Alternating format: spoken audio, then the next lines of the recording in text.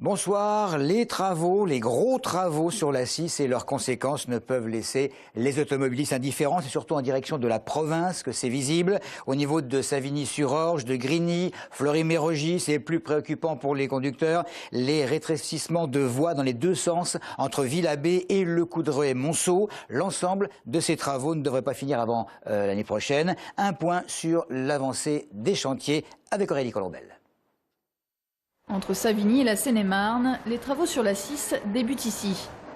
Avec ces successions de chantiers, la direction des routes d'Île-de-France note un temps de parcours allongé d'une demi-heure environ. Les premiers coups de pelle permettront d'améliorer la protection acoustique. Quant à ces ouvriers, ils s'occupent de l'assainissement. Sur ce chantier, on fait de l'assainissement. C'est pour l'eau de pluie. Donc les anciens tuyaux n'étaient pas assez larges, ne contenaient pas assez l'eau. Donc là on met des tuyaux de 600 voire 800 afin que l'eau coule.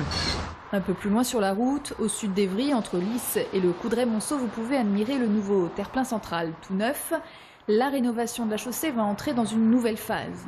La nuit prochaine, celle de mercredi et sans doute celle de jeudi, les usagers seront déportés sur la voie à contresens. Attention aussi, l'aire de Lys sera fermée à la circulation. Les ouvriers pourront ainsi, dans la nuit, retirer les anciennes dalles en béton bruyantes et peu confortables. Et bientôt, le bitume reprendra sa place. Mais les automobilistes devront encore jongler d'une voie sur l'autre pendant plusieurs mois.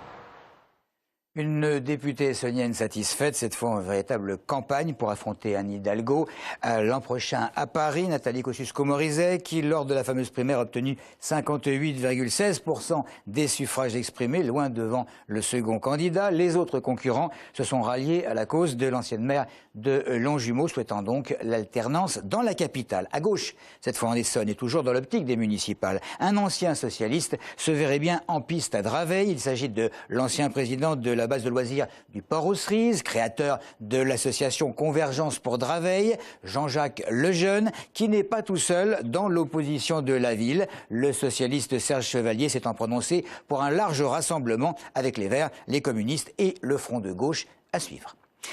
Et si l'on parlait de l'incivilité dans les transports, la SNCF relance ses actions de prévention. Dans les rames, vous savez qu'on voit de tout. Tenez, c'est une scène trouvée sur YouTube. Cette voyageuse manifestement empêche la fermeture des portes, ce qui ne plaît pas du tout à un usager aux méthodes un petit peu radicales, juste derrière elle.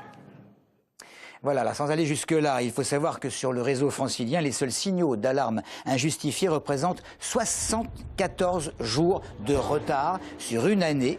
Reste que les incivilités peuvent être de toute nature, pas forcément violentes bien sûr, même si de nombreux voyageurs subissent des excès en ayant peur de réagir. Cela dit, tout le monde est d'accord pour que les sanctions soient durcies. Petit éventail de nuisances vécues.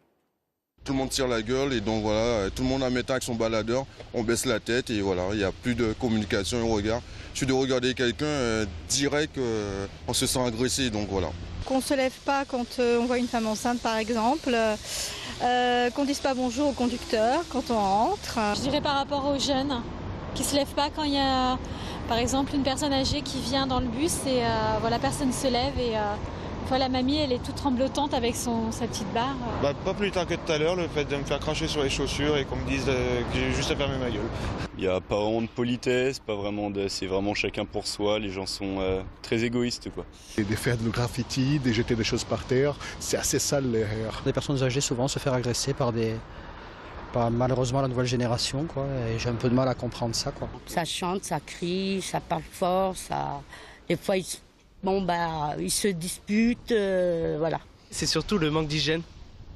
Parce que je trouve ça inadmissible, c'est un espace commun. Et par exemple, quand on va à la gare de Lyon, ça sent l'urine, mais c'est horrible. Et je pense que ça donne une mauvaise image aux touristes. Pour ceux qui souhaiteraient se rendre ce soir à Saint-Lazare, grosse pagaille en ce moment, un conducteur s'est en fait agressés. La lutte contre la délinquance, les maires d'Évry et de Courcouronnes présidaient récemment l'assemblée plénière du contrat local de sécurité et de prévention en se félicitant, malgré leurs sensibilités politiques divergentes, de travailler ensemble sur le sujet de la sécurité et en souhaitant que d'autres communes du territoire essonnien agissent de même. Alors si les élus se félicitent par exemple de voir que la convocation d'un primo-délinquant et sa famille devant le maire lors d'un incident soit désormais inscrite dans la loi, côté police, on fait état de la préoccupation liée à l'augmentation des mises en cause de mineurs dans des faits de vol avec violence, essentiellement autour du centre commercial Évry 2. Enfin, le soleil pointe le bout de son nez jusqu'à 20 degrés cet après-midi sur le département, selon Météo France. Et si la plupart des Essonniens se réjouissent du retour des beaux jours, il n'en reste pas moins que pour une partie de la population, la chaleur peut être synonyme de gros désagréments. Ainsi, dans l'éventualité où l'on aurait finalement un été un petit peu plus chaud que prévu, la commune de Juvisy a remis en place son fichier canicule, un fichier qui est destiné aux personnes âgées. Maxime Lemaine. Des rues baignées de soleil, une légère brise. Ce matin à Juvisy-sur-Orge, il y avait comme un parfum de vacances. Mais pendant que certains profitent de cette douceur printanière, à quelques jours de l'été, la mairie lance un appel aux personnes âgées qui resteront seules pendant les vacances. On ne se rend pas toujours compte à la fois des conséquences de la chaleur, et surtout de la nécessité, parce que souvent les personnes âgées ont peur d'embêter les autres. Qui disent, bon, voilà, je suis âgé, bon, j'ai un peu soif, j'ai un peu chaud, mais je ne vais quand même pas embêter les gens avec ça. Alors que, en fait, c'est pas les embêter, mais c'est au contraire, je dirais, dans une logique où chaque génération doit profiter de ce que peuvent faire les autres.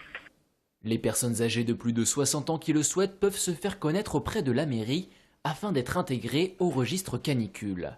Cette démarche permettra aux services municipaux d'intervenir rapidement en cas de forte chaleur pendant la période estivale. L'an passé, une soixantaine de retraités se sont manifestés. À noter que selon Étienne Chauffour, la commune compterait au moins 1400 personnes de plus de 60 ans. Les dépôts de plainte n'ont évidemment pas traîné après le braquage d'un restaurant japonais de Saint-Germain-les-Corbeilles et le racket effectué des clients qui, samedi soir, dînaient tranquillement. Il y a un mineur et 3 jeunes majeurs habitant dans un quartier sensible de Corbeil. 3 d'entre eux ont été écroués. Il semble qu'ils ne veuillent pas reconnaître les faits. Cela dit, les expertises sur place devraient permettre de les confondre facilement. C'est en tout cas ce que disent les enquêteurs. On va terminer par le coup de pouce de la ville d'Évry qui reconduit son dispositif pour permettre à des jeunes de 18 à 25 ans de partir en vacances. C'est un financement de 150 € par jeune, mais à condition qu'il s'agisse de vacances dites actives. Dossier de candidature, il faut se dépêcher à déposer avant lundi prochain. Voilà, c'est tout pour l'info. Merci de nous avoir suivis.